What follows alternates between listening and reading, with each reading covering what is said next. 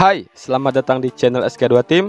Sesuai judul, di video kali ini gue akan membahas karakter paling keren sekaligus yang sangat OP. Yap, benar sekali, dia adalah Ilpio Park, si rubah ekor 9 sekaligus sang penjaga kunci. Buat kalian yang belum subscribe channel ini, silahkan klik tombol subscribe dan nyalakan tombol loncengnya agar kalian dapat notifikasi saat kami upload video baru dari channel ini. Langsung saja ke inti pembahasan, let's go! Sebelum gue bahas si Ilpio Park ini, gue akan jelasin sedikit apa itu kunci. Kunci adalah orang yang dapat melewati batasan yang dibuat oleh dewa. Jadi, manusia itu gak bisa menyerang dewa. Sebenarnya bisa sih, tapi tanpa si kunci, serangan manusia itu jadi sia-sia aja guys. Apa batasan itu? Jadi, dewa membuat batasan di mana manusia tidak dapat melukai dewa ataupun makhluk yang berasal dari kahyangan seperti Nephilim. Dan yang dapat melanggar batasan itu adalah sang pemegang kunci. Tidak sembarang orang dapat memiliki kekuatan dari kunci tersebut. Terbukti saat Ilpio sekarat dan mengeluarkan kunci dari tubuhnya, Tai Jegal berusaha menahan kunci tersebut, dan karena kekuatannya belum cukup untuk menampung kekuatan dari si kunci, Tai Jegal kesakitan lalu memutarkan kembali kunci tersebut. Di webtoonnya sendiri diketahui ada dua orang pemegang kunci, satu di Ilpio Park si rubah ekor 9, dan satu lagi di Sujin Lee, si pemilik kotak Pandora guys. Saat perang di Oraego, Ilpio membuka batasan di mana semua makhluk yang ada di bumi dapat menyerang makhluk dari kahyangan, juga para dewa guys. Ilpio Park merupakan perwakilan juara satu dari area Jeollanam-do, Korea Utara, bersama dua rekannya, yaitu Seunga sepupunya dari dojo dan Hyunbok Ryu. Tujuan Ilpio memenangkan turnamen ini agar dapat menyembuhkan cedera kaki yang diderita oleh Seung Yeon, sepupunya dari dojo, yang terjadi di suatu kejuaraan. Dan orang yang mencederai kaki Seung Yeon adalah Tai Jegal. Setelah insiden tersebut, Ilpio menjadi sangat marah, kemudian mencari Tai Jegal dan menghajarnya sampai babak belur guys. Ilpio dianggap sebagai salah satu dari 3 petarung terbaik di Korea dan dikenal sebagai Sakyamuni Park Ilpio. 17 tahun setelah Ragnarok, ia menjadi salah satu dari si 6 dan mengabdikan dirinya dalam mengajar seni bela diri warisan kakeknya, yaitu Samsu Taegyeon. Ia juga merupakan salah satu karakter populer dan karakter pendukung MC dari serial ini guys. Oke, kita akan bahas penampilan dari Ilpio Park ini.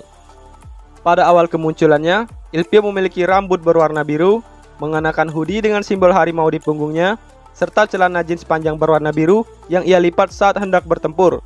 Setelah Ragnarok, ia tampak lebih dewasa dengan mengenakan jas hitam serta mengunci rambutnya.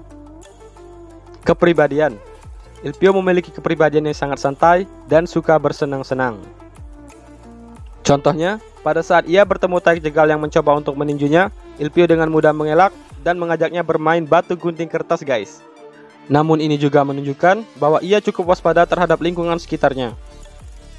Kepribadiannya yang lebih serius dan dingin mulai terlihat ketika Tai Jegal mencoba menyakiti orang-orang terdekatnya. Saat itu, Ilpio kehilangan kendali lalu mengamuk dan menyerang Tai Jegal dengan brutal. Selain itu, Ilpio juga sangat ambisius dalam mencapai tujuannya. Pada semifinal turnamen, ia memanfaatkan rekan satu timnya dan secara sengaja menciderai kaki dan telinga Mori agar kehilangan keseimbangan saat bertarung melawannya. Terlepas dari itu semua, Ilpio adalah orang yang sangat baik. Ilpio juga merupakan salah satu peserta jenius yang memiliki kemampuan analisis yang hebat. Di beberapa pertarungan, ia merancang strategi untuk anggota terlemah di timnya untuk mengalahkan atau melukai lawan yang lebih kuat. Ia juga mampu menganalisa kelemahan-kelemahan dari seni bela diri setelah sekali melihatnya, lalu membuat strategi balasan. Latar belakang. Saat berumur 5 tahun, ayah Ilpio mengalami gangguan jiwa dan meninggal akibat tidak dapat menampung kekuatan dan jiwa dari rubah ekor 9. Kemudian roh dari rubah ekor 9 memilih Ilpio dan merasa menemukan tuan rumah yang cocok untuk rohnya. Lalu ibunya mengirim Ilpio ke dojo saudara kakeknya sebagai sarana untuk berlatih dan membesarkannya. Kemudian Ilpio bertemu dengan Taijin Jin yang sedang menggendong Mori. Taijin memberitahu Ilpio bagaimana ia mengenal kakeknya dan memberinya sebuah buku tentang seni bela diri Samsu Taegyeon yang diperbarui oleh kakeknya. Taijin juga memperkenalkannya kepada Mori dan mengatakan jika mereka bertemu saat dewasa, Ilpio harus mengajarinya untuk menjadi kuat. Dan Ilpio dengan senang hati setuju. Oke, sekarang kita akan membahas kemampuan dari si Ilpio Park ini. Kemampuan. Ilpio cukup terkenal dan memiliki banyak saingan yang ingin mengalahkannya. Ia juga dikenal sebagai salah satu dari 3 kaisar gelar yang diberikan kepada 3 petarung kelas atas. Bahkan, Jason Jeon anggota C6 sendiri memuji kemampuannya. Pada awal turnamen, ia memiliki level 8 dan berubah menjadi level 13 saat ia mulai bertarung dengan serius. Ia memiliki keseimbangan yang sangat baik dengan mengkombinasikan seni bela dirinya dan kekuatan pinjamannya, yang membuatnya menjadi pejuang terkuat. Aura pertempurannya telah meningkat ke titik di mana lawannya akan berhalusinasi merasakan bagian tubuh itu diserang. Ia juga terbukti memiliki kekuatan, kecepatan, dan daya tahan tubuh yang sangat mengesankan. Saat bertarung melawan Mori Jin, Ilpio mampu mengimbanginya, bahkan mampu melatih Mori agar menyempurnakan teknik taekwondo-nya, serta menutupi kelemahan dari teknik taekwondo tersebut. Dari semua pertandingan selama turnamen, menurut gue, pertarungan Mori versus Ilpio adalah yang paling terbaik dan sangat seimbang. 80% serangan Mori berhasil dinetralkan oleh Ilpio. Bahkan, Ilpio mampu menghajarnya balik, guys. Oh iya, seingat gue, di masa lalu, Mori versi Jason Daseong pernah bertarung dengan Hojosa, si rubah ekor 9 ini, guys. Seni bela diri yang dikuasai Ilpio Park, Samsu Taegyeon.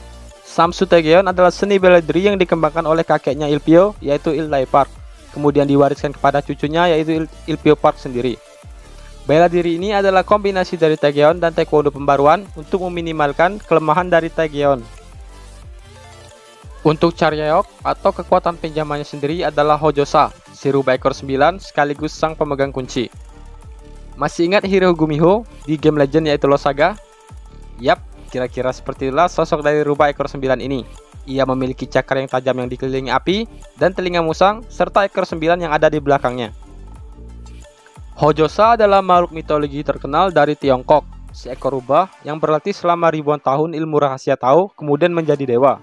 Kemudian mengabdi kepada Kaisar Langit atau Kaisar Gyo. Karena kekuatannya yang begitu besar, banyak dewa yang takut lalu berusaha untuk melenyapkannya. Kemudian merasa dikhianati, si rubah menjadi marah dan mengamuk. Ia menghancurkan setengah dari kahyangan dan turun ke bumi. Karena luka yang parah, Hojosa memisahkan jiwa dan tubuhnya. Tubuhnya ia tinggal di Oraigu, yaitu tempat asal Mori Jin. Kemudian jiwanya ia kirim ke dunia manusia untuk mencari tuan baru sebagai inangnya. Dan ia menemukan inang yang cocok, yaitu Ilpio Park sendiri. Hojosa ini adalah kekuatan pinjaman Ilpio. Dan saat ini, kekuatan pinjaman yang dapat mengubah penampilannya selain Ilpio adalah kekuatan pinjaman dari Mirayo. Hojosa adalah salah satu kekuatan pinjaman terkuat yang pernah terlihat sepanjang manhwanya atau animenya. Saat menggunakan kekuatan pinjaman ini, Ilpio mampu mengalahkan Mori dengan mudah meskipun kondisi Mori saat itu sedang kelelahan, serta membuat Mirayo kewalahan saat menghadapinya. Bahkan, Ilpio juga mampu mengalahkan beberapa kekuatan pinjaman yang diserap oleh Tai Jegal saat insiden penyerangan Nox. Gue juga merangkum beberapa kekuatan yang pernah diperlihatkan Ilpio saat menggunakan kekuatan pinjaman ini. Yang pertama, regenerasi HP. Memberinya sejumlah kecil HP saat ia pertama kali dibuat KO oleh Mori Jin. Yang kedua, peningkatan kekuatan fisik.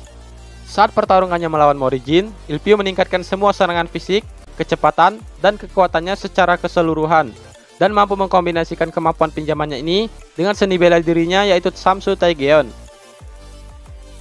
Yang ketiga, peningkatan kekuatan dan serangan. Kekuatannya dapat berlipat ganda lebih jauh, memungkinkan satu tendangan untuk mengangkat musuhnya ke atas beberapa meter dari udara. Bahkan, saat setengah dari kekuatan pinjamannya diserap oleh Tai Jegal, Ilpio masih bisa menggunakan kekuatan pinjamannya ini secara maksimal. Yang keempat, Pyrokinesis. Kemampuan ini dapat membuat Ilpio memanipulasi api sesuka hatinya. Kekuatan ini sering ia kombinasikan dengan seni bela dirinya yaitu Samsu Taegyeon. Seperti teknik rahasia Samsu Taegyeon, cok api ganda potongan lidah api ganda, dan teknik tertinggi Samsu Taegyeon, Meol Dogak. Yang kelima, Bai Gui Yahang. Ilpio memanggil beberapa rubah ekor 9, mulai dari yang kecil sampai yang besar, yang terbuat dari api. Yang keenam, jujur gue nggak tahu namanya. Jadi saat Ilpio menggunakan kekuatan pinjamannya ini, di lengannya tumbuh dua bilah senjata seperti sabit yang dapat menyalakan api saat ia mengayunkan lengannya. Dan yang terakhir adalah Fox Rain. Serangan di mana ia memanggil beberapa bilah yang terbuat dari api ke arah lawannya. Serangan ini mampu memotong kekuatan pinjaman kuda merah dari Mirayo. Pada saat insiden penyerangan Nox, kunci yang dimiliki Ilpio berhasil ditelan oleh Tai Jegal dan menjadikannya seorang dewa. Kemudian Ilpio kehilangan kekuatannya. Untuk mendapatkan kekuatannya kembali, Ilpio harus pergi ke Orego, dan di sana ia bertemu dengan Hojosa, si rubah ekor 9. Kemudian mereka membuat kontrak langsung. Kontrak langsung ialah kondisi di mana si peminjam kekuatan ini menyatu dengan dewa tersebut, dan si peminjam kekuatan ini dapat menggunakan kekuatannya secara maksimal. Oke, sekarang gue akan bahas kemampuan Ilpio setelah membuat kontrak langsung dengan Hojosa, guys.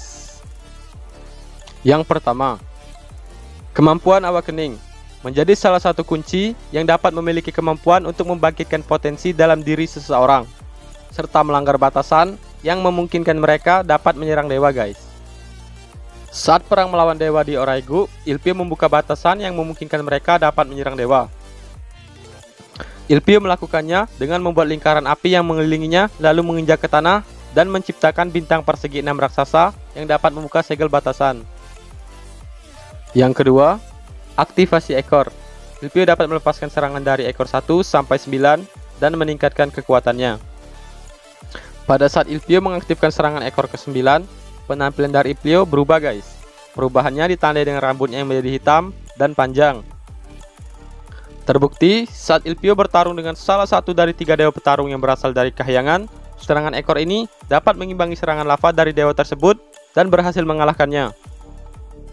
Saat ia mengaktifkan kekuatan ekor 9 ini, kekuatannya meningkat dan sanggup bertarung seimbang dan mengalahkan dewa Kahyangan ketiga, yaitu Shiva. Jangan panggil aku anak kecil, paman. Setelah perang besar Ragnarok, Dewi meminta Ilpio untuk bergabung dengannya dan membalaskan dendam karena tidak bisa memaafkan perbuatan Mubong yang mengkhianatinya dengan membunuh Taejin serta menyegel kekuatan dari Jason Daseong dalam kurung Morijin dengan artefak cawan suci. Ilpio menolak tawaran Dewi untuk membunuh Mubong sekarang dan menjelaskan, sejak Ragnarok usai, Mubong menerima banyak dukungan luar biasa dari masyarakat serta mendirikan kembali pemerintahan dunia. Dan sekarang, masyarakat Korea telah menganggap Mubong sebagai sang penyelamat dunia, guys. Menurut Ilpio, jika membunuh Mubong Park, sang pemersatu bangsa sekarang, pasti akan timbul kekacauan. Karena, untuk sekarang, masyarakat Korea tidak mau melihat pertumpahan darah lagi. Dan, satu hal lagi yang membuat Ilpio tidak mau membantu Dewi, karena Dewi yang sekarang menerima sebagian kekuatan dari Kaisar Giok dan menjadi pemimpin Nox. Ilpio akan membantu Dewi jika ia mau menghabisi semua pasukan Nox sekarang, serta melepaskan kekuatan dari Kaisar Giok yang dimilikinya sekarang. Di akhir pembicaraan, Ilpio menjelaskan bahwa ia akan menjatuhkan Mubong dengan caranya sendiri, yaitu menjadi bawahan Mubong dan menghancurkannya dari dalam.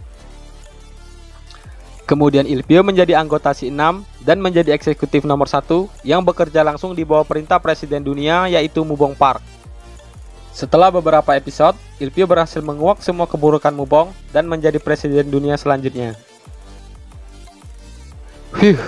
By the way, sebelum buat video ini, gue habis maraton nonton animenya God of High School ini. Dan menurut gue, banyak banget adegan yang dihilangkan atau diubah dari versi manhwa atau webtoonnya. Tapi guys, itu nggak mengubah sama sekali alur ceritanya ya. Oke, thank you buat kalian yang udah nonton video ini sampai habis. Kalau kalian ada pendapat atau saran, silahkan tulis di kolom komentar. Ntar kita bahas sama-sama ya guys. See you until next time, bro.